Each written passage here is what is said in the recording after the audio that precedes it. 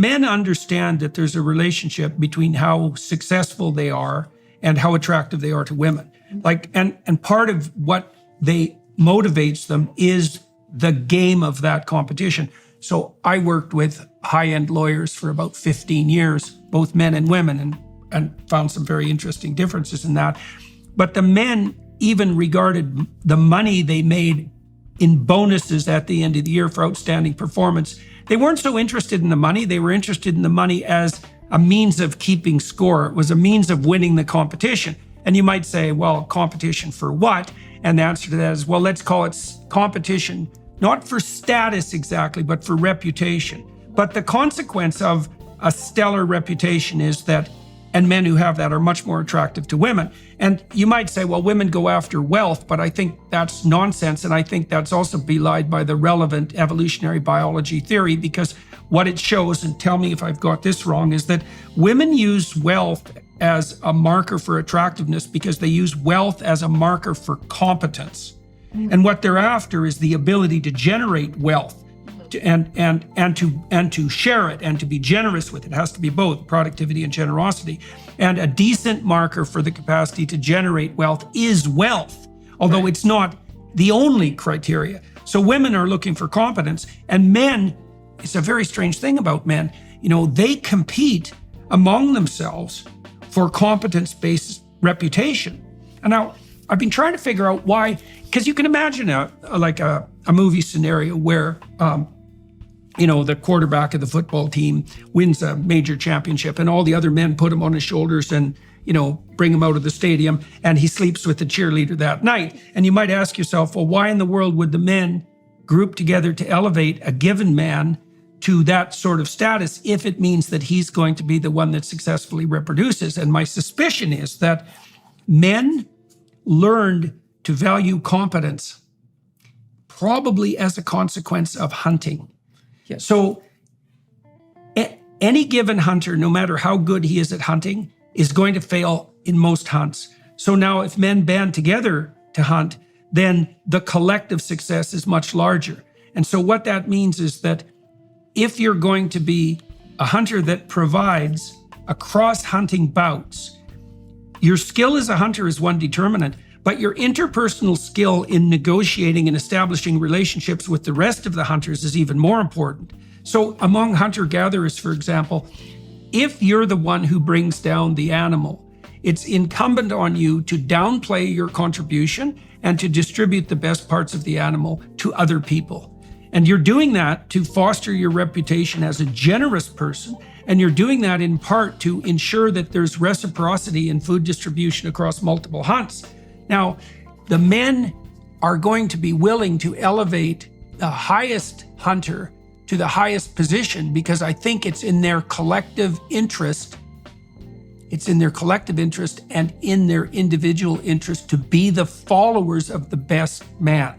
And I think that's so important in terms of their own reproductive fitness, which would be tied to the provision of food across hunts, that they're willing to take the reproductive hit that's, what would you say, implicit in elevating any given man among all other men. You could think about that in terms of hunting, and you could think about that in terms of combat too.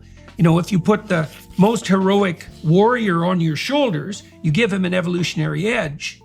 But if you're in his group, well, then you've got the benefits of being with the greatest warrior and the greatest hunter.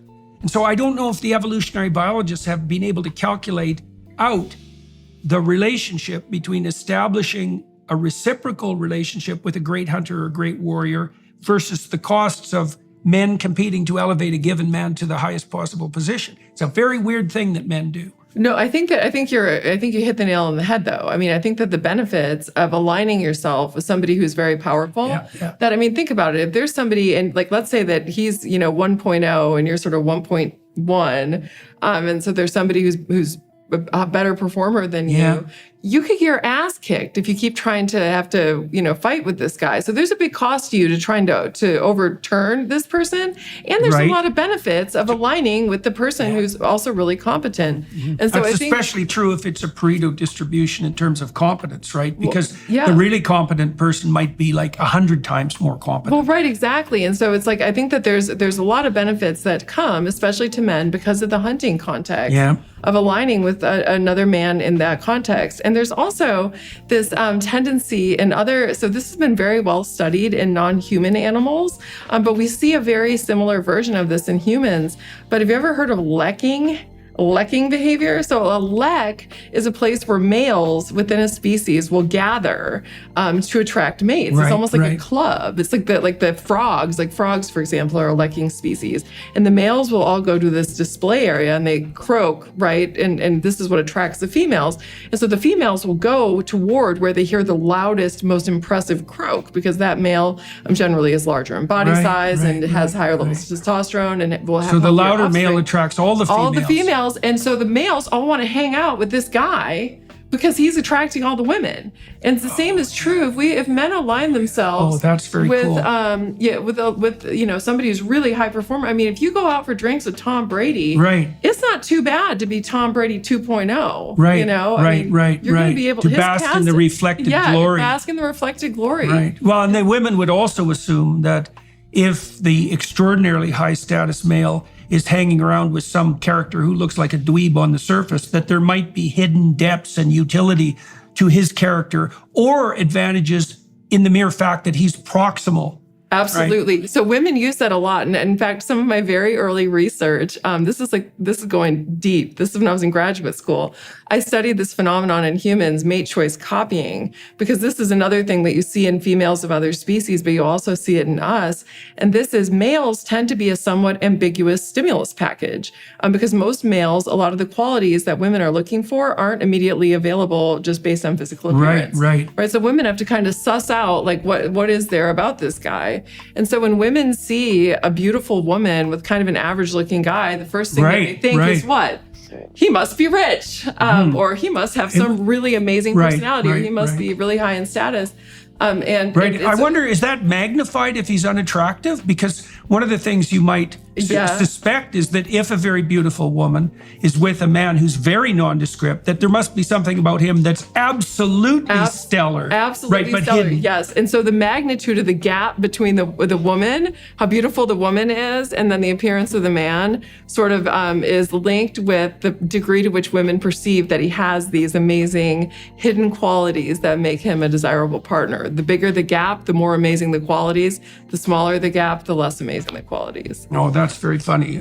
So the proper mating strategy is if you're a spectacularly endowed male, is to hire a beautiful woman to go to clubs with you. Absolutely. Right. Absolutely. And you would actually probably do better than a more attractive man with the same woman, because people would think that you must really have something going on to have attracted her and look like that. Right. Yeah. Oh, that's insanely complicated. That's insanely comical. That's insanely comical. Yeah.